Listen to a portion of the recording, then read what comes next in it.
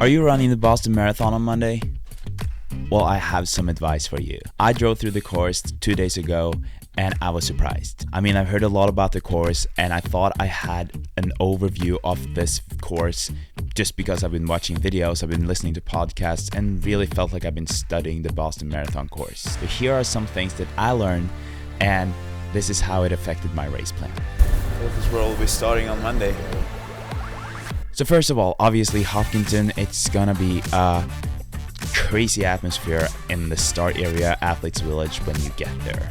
And as you approach the start line, you know that you're gonna go downhill. Making of the start is the first part of the marathon. The first mile, yes, it's gonna be a lot of downhill running. It is downhill. Yes, we can confirm. It's definitely good downhill here.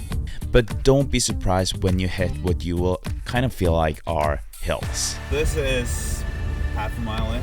Uphill running. Rolling hills are actually a part of the first 4 to 5 miles of the Boston Marathon.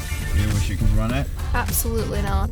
And although we're being told that it's a lot of downhill running for the first 4 to 5 miles, it's actually quite a lot of ups and downs. And so this was something that really surprised me and made me change the view of the course completely. Another thing was that as soon as we get out of these rolling hills or the downhill section, it's so flat. It's been pretty flat now for some time, so that seems nice. The downhill maybe is more sneaky than it looks in a way, if that makes sense. I did not know that Boston was so flat for such a big part of the whole course. Obviously rolling hills here and there, but mostly fairly flat. So prepare yourself to go downhill, kind of just roll through those rolling hills. And so when you get through those downhill sections after 4 to 5 miles, try to find your marathon pace, maybe chase it back, and just keep a steady pace throughout the flat parts of the course. And honestly, although there are rolling hills throughout the course, you will feel like you're running mostly flat all the way up until at least half marathon. Porta potties. Porta what? Porta steakies. And when you reach the half marathon, you'll reach the Wellesley Scream Tunnel. Fun fact about this one, up until Wednesday when I was driving through this course, I actually thought that it was a real tunnel. What is that you said? Wellesley College. The tunnel is called the Wellesley Scream Tunnel because the college students at Wellesley are forming a tunnel and they're screaming and you can hear them from miles away. Do we have your permission to kiss other girls? Definitely not. I'm really excited to get to the Wellesley Scream Tunnel because I know that that's gonna be lit. Downhill. And after the Scream Tunnel, you're starting your descent down again, and eventually you'll get to the steepest downhill section of the course. Pretty steep one.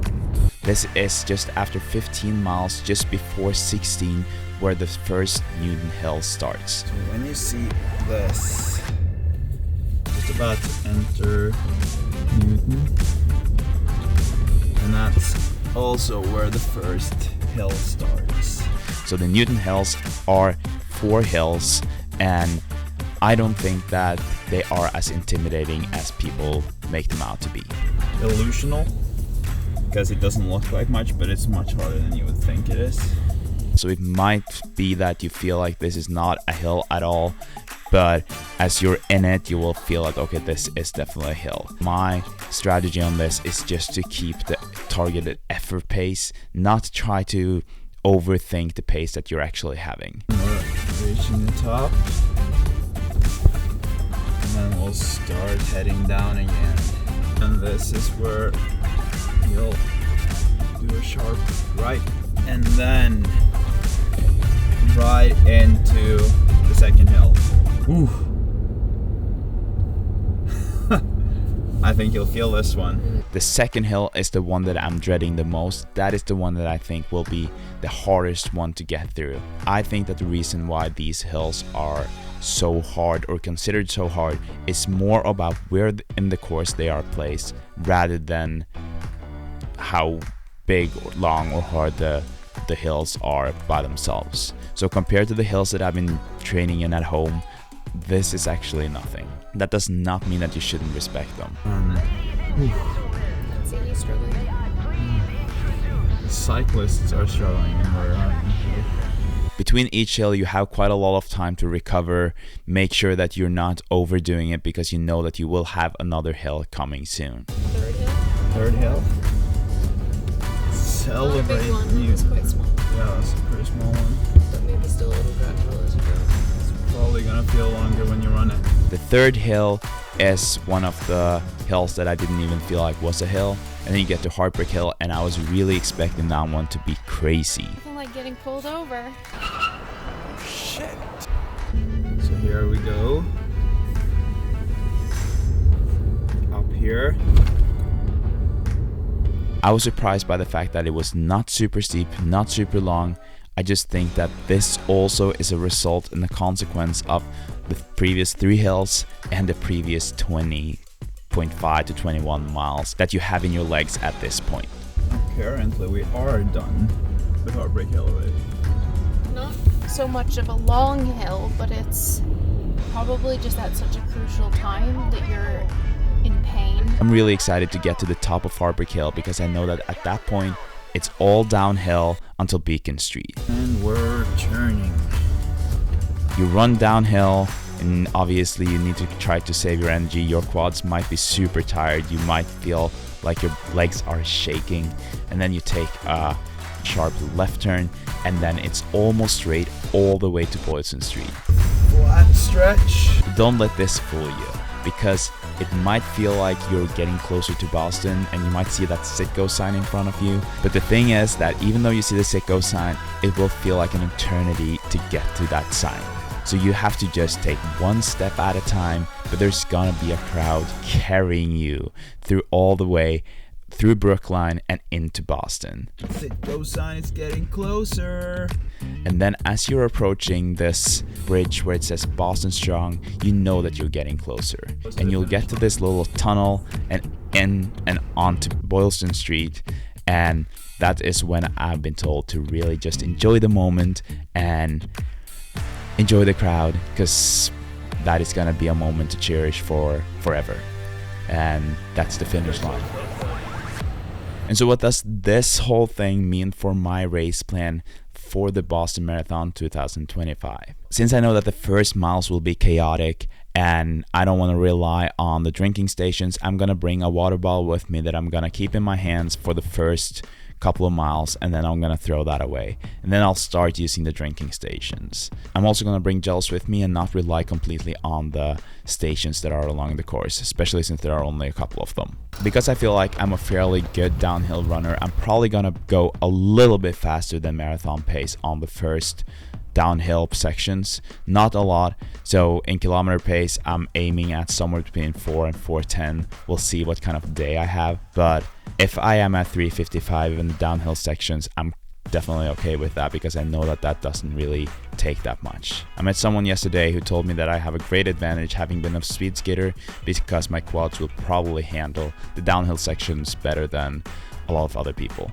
I hope that's the case. It's also my first time running a major. The marathons that I've done solo, so it's been kind of just me and the elements. And I'm really curious about how much getting backs and just chasing those will affect my running. But I will try to have a steady pace from 4 to 5 miles on, get a very easy journey to the hills. I'm really hoping that I can have some more energy, some more power to just grind the last 5 miles. And so when I get to the top of Heartbreak Hill, I hope that I have the energy and the legs to just keep on going and handle those, like attack those downhill sections, and then throughout the flat sections of Beacon Street just keep a steady pace and push myself. I know that although I'm saying that I want to have the energy in the legs, I'm gonna be so tired. It's gonna be so painful. I'm running a marathon. I know that after 20 miles it's gonna hurt. It hurts for all of us, but then it's all about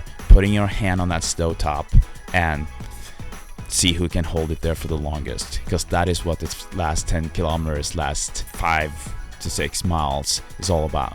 Kind of handling that pain and pushing yourself. I'm very optimistic for Monday. I think that for me it's all about being a bit defensive in the beginning, and actually all the way until the top of Heartbreak Hill, Not defensive as in going as slow as I can or anything like that, but just not push anything and try to gain more there. Because I honestly think that if I go out too hard and I'm dead beat at 21 miles, I'm gonna lose so much. So it's much better to do a progressive negative split throughout the race. I think that if you approach it in the right way, you can definitely get a PR. I think that it could be a course that is super fast, but it really depends on how you approach it, how you handle it, and what your strategy is. If you haven't been through the course already, it's really important to know about this first 4 to 5 miles. Don't expect it to be all downhill. Don't be shocked when you get to those rolling hills and actually some sections of going a little bit up. Hold back and just know that after 4 to 5 miles, there's gonna be a lot of flat. It looks like we're gonna have great weather, guys. I am so excited. If you're running on Monday, good luck. I hope to see you there. And I'm just super stoked about the 129th Boston Marathon.